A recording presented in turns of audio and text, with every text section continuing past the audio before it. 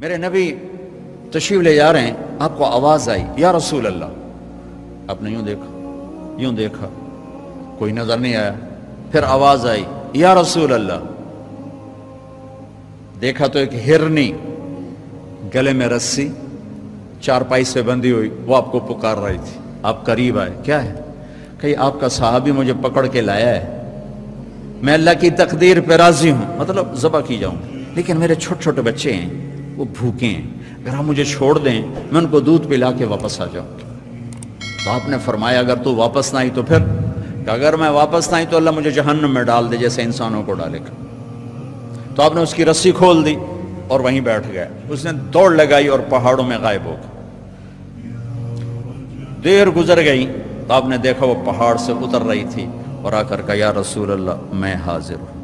اللہ اکبر، اسے خبر ہے میں کیوں حاضر ہوں.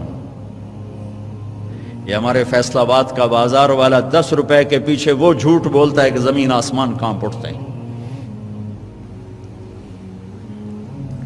آپ نے اس کو رسی سے باندھ دیا اور پھر بیٹھ گئے. دیر گزری، وہ صحابی ہے جنہوں نے پکڑا تھا شکار کے لیے، وہ دیکھ کے پریشان ہو گئے، یا رسول اللہ آپ کیسے؟ کہا بھائی میرا ایک کام ہے چھوٹا سا. کہا کیا؟ کہ یہ ہرنی میں ہدیہ مانگتا ہوں آپ سے. کہا یا رسول اللہ ہم تو جان قربان کرنے کے پیچھے پھر رہے ہیں، آپ ہرنی کہتے ہیں؟ کہ بس یہ دے دو، کلے لو.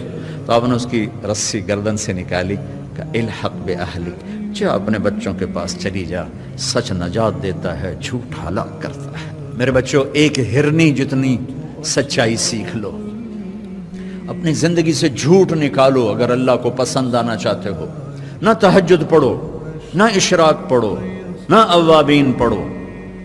فرض نماز کا تو معافی کوئی نہیں، اس کی تو معافی کوئی نہیں، سچ بولو. فرض روزے کی معافی کوئی نہیں، مت رکھو تم نفلی روزے، مت کرو تم نفلی حج. فرض حج ہے کرو، فرض زکوٰۃ ہے ادا کرو، فرض نماز ہے نہیں چھوڑ سکتے.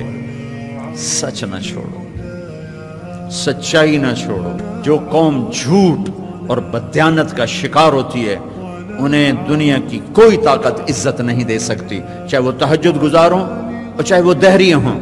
اور جو قوم سچ اور امانت پہ کھڑی ہو جاتی ہے انہیں کوئی شے ذلیل نہیں کر سکتی، چاہے وہ ایمان والے ہوں اور چاہے وہ 360 پتھروں کے پجاری ہوں. اپنی زندگی سے جھوٹ نکال دو اللہ کے واسطے. لمبی چوڑی بندگی ہے، میں نے فرض کے لیے تو میرے پاس کوئی چوائس کوئی نہیں کہ چلو اے کر لو تو اے نہ کرو. فرض تو فرض ہے، اس سے تو میں نکل نہیں سکتا، نہ آپ نکل سکتے ہیں. لیکن میرے عزیزو سچے بن جاؤ، سچے بن جاؤ، دیانتدار بن جاؤ، دیانتدار بن جاؤ. جو وقت یونیورسٹی کا ہے اس میں اگر آپ اپنے کام پہ جا رہے ہیں تو یہ آپ بددیانتی ہے. یہ خیانت صرف یہ نہیں کہ تم نے پیسے میں خیانت کی، ٹائم کی خیانت ہے. یونیورسٹی کے ٹائم میں پروفیسر صاحب اخبار پڑھ رہا ہے، یہ خیانت ہے اس وقت کے ساتھ جس کی گورنمنٹ اس کو تنخواہ دے رہی. یونیورسٹی کے ٹائم میں وہ حاضریاں لگا کے اور اپنے کام کو جا رہا ہے، یہ خیانت ہے اس ٹائم کے ساتھ جس کی وہ تنخواہ لے رہا ہے.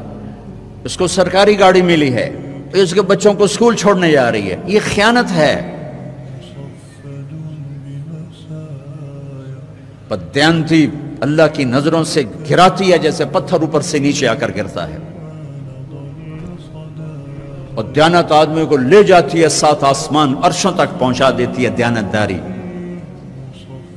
جو ٹائم یونیورسٹی کا مقرر ہے اس سے اگر آپ گھنٹہ لیٹ آ رہے ہو آپ نے 1 گھنٹے کی خیانت کی ہے.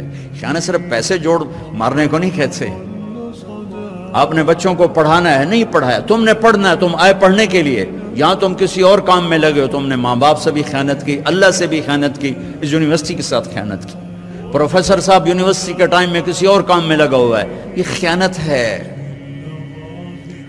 اگر اللہ اس کے رسول کا پسندیدہ بننا ہے تو میں لمبے چوڑے وظیفے نہیں بتا رہا ہوں، چھوٹی چھوٹی 2 باتیں بتا رہا ہوں. سچائی، امانت، سچائی، امانت.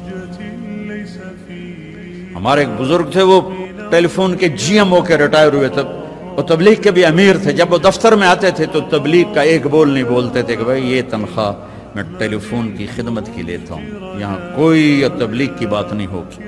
اور جب وہ دفتر سے نکل جاتے کہتے ہیں ہن میرا ٹائم اپنا ہے، ہن کوئی ٹیلی فون کی بات نہیں ہوگی، اب صرف تبلیغ کی بات ہوگی۔